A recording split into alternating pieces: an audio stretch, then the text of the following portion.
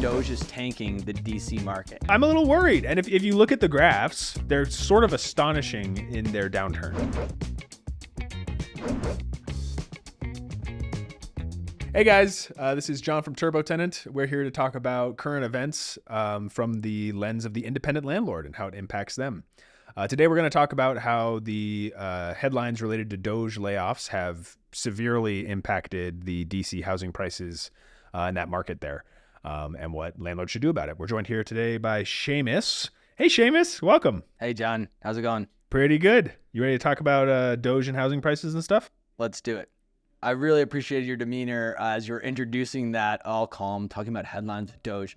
Really, you came skipping up to me with excitement and a little bit of panic that DOGE is tanking the DC market. I'm a little worried. And if you look at the graphs, they're sort of astonishing in their downturn. And it's hard to find historical correlatives to the downturn. It's really hard.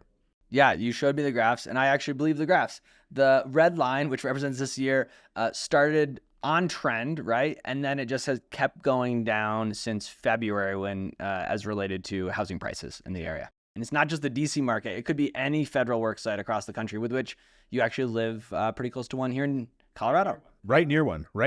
And so, yeah, I did have some concerns about my own house because I'm, I think 3 miles from the major federal office space in Colorado.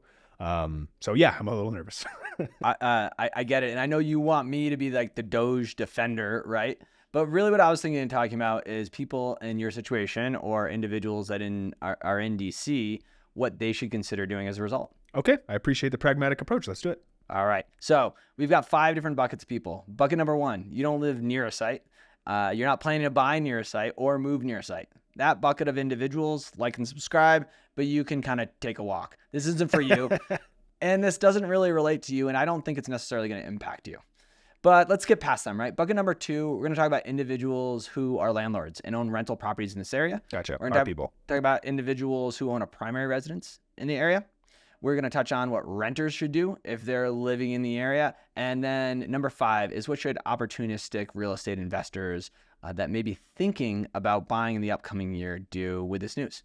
Okay, awesome. Sweet. Let's start with the landlords.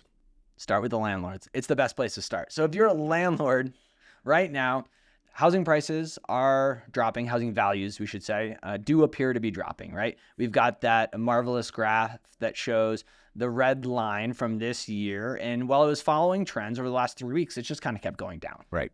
Yeah. And so you're watching your equity value disappear, right? Whether you're a landlord or you're talking about a primary residence, equity value is starting to disappear. But there's something else that may also go down and often does when housing prices drop, which is rent. And so if you are a landlord right now and you have a tenant, hold on to them. Okay. Because chances are market rent is actually going to drop over the next 6 or so months.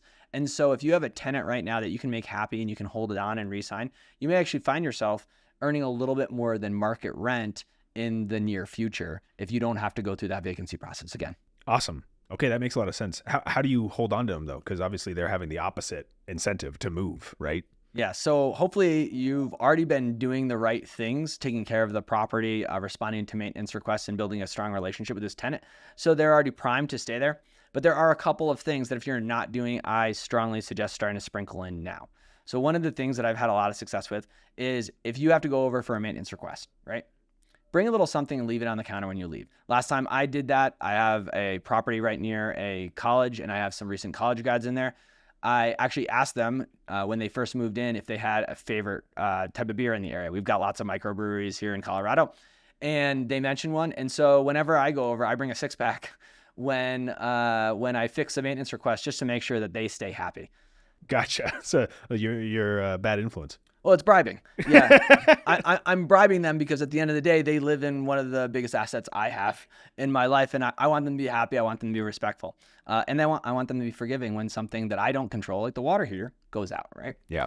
But the reality of the situation is showing them that you're paying attention and that you appreciate that they're living up to their side of the bargain creates just a slightly better relationship between you and the tenant, and hopefully puts them in a position where they'd rather stay. Gotcha. And moving sucks.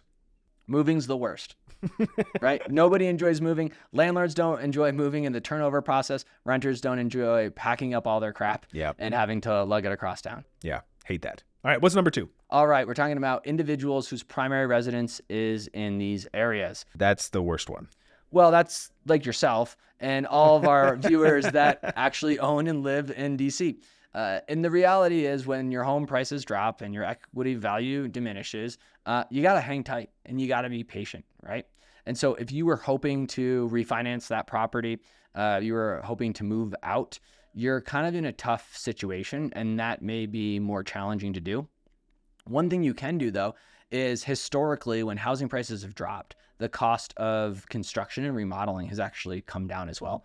So one thing you can do, if there is a special project or remodel that you want to do that'll take your current home and turn it into your dream home, it may actually be worth investing in doing that. You're not going to see the large equity value for it immediately, but if you hang tight as the cycles go up and prices rebound, you're going to get full credit for that. And hopefully it's a better place to live in. Yeah, that does sound good. I literally just had a conversation with this about this 2 days ago. So, but not in relation to the my house maybe getting a little stagnant in terms of price. Yeah. And if you think about what happened last time we saw housing boom during COVID, right? Construction was impossible, right? Yeah. Long wait times. Everyone that was good at it, right, was taken up and charging an arm and a leg. So now might actually be an opportunity for you to buy low from an improvement standpoint. Gotcha. So be patient, hold tight, and consider upgrading the house itself. If that's what you need to help you stay patient longer, absolutely. Gotcha. Cool. And what's number 3? All right. 3 is our dear renters, right? Our dear renters. If you're a renter in one of these areas, you should have your head up, right? Looking around, seeing what market rate is actually doing. One thing I think tenants fail to do or understand is that when it comes for renewal of a lease, if market rate in the area is dropping, you actually have some leverage to negotiate with your landlords. Bring it up. I'll also point out there's a lot of renters out there today who have not seen home prices in their area go down at any point, right? That's true. If you're under 30, you've never seen that as a renter. Yeah, it's basically been up, and up. Yeah. But there's definitely an opportunity for those of us that are no longer under 30. There's definitely times, especially after the great financial crisis in the '08 area, where rent prices dipped quite a bit. Yeah. And where the renter actually had the leverage. And if you're in these specific areas where that becomes the situation, start talking to your landlord about it. You got a renewal coming up. Send them comps. Take a couple screenshots of Zillow, right, of apartments.com or realtor.com of rent in the area, and send that over their way and just say, hey, I'm looking around. I'd really love to stay here, but I don't want it to be a poor financial decision to stay here. Yeah. How can we work on the rent when renewal comes up? Now, you have to be realistic, tenants. Landlords are not going to change the rent in the middle of the lease. You committed to that lease, but it's a really good opportunity for you to have that conversation as the lease winds up.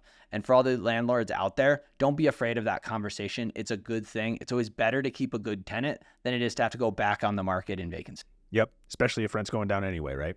Absolutely. Yep. Okay. What's the next bucket? All right. Our next bucket and our last bucket is our opportunistic real estate investors. Gotcha. Right? People that maybe have been thinking about becoming a landlord, or individuals that are building out their portfolio, right? From 1 to 10 to whatever they're looking for. These areas, especially with the hysteria around them and the headlines, these areas may become really good places to actually invest.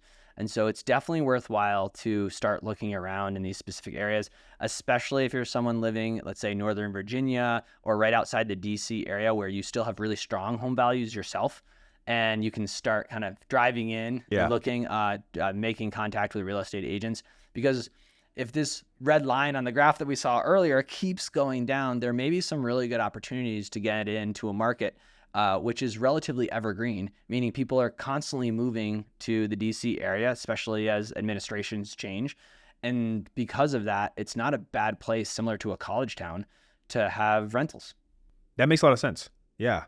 And if you're curious, what areas besides DC might be impacted by these kinds of things and are good places to invest, we'll post a couple resources in the notes underneath in the description you can take a look at. Cool. I think this was really informative, Seamus. I appreciate you getting all that stuff together. Yeah, absolutely. I think it can be a exciting and good time for people in the real estate market to either be opportunistic or make sure to kind of button down the hatches and feel a little more prepared than hair on fire. Yeah, that was a dig at me if you didn't catch it. Cool. Okay. Thanks, Seamus. Appreciate it.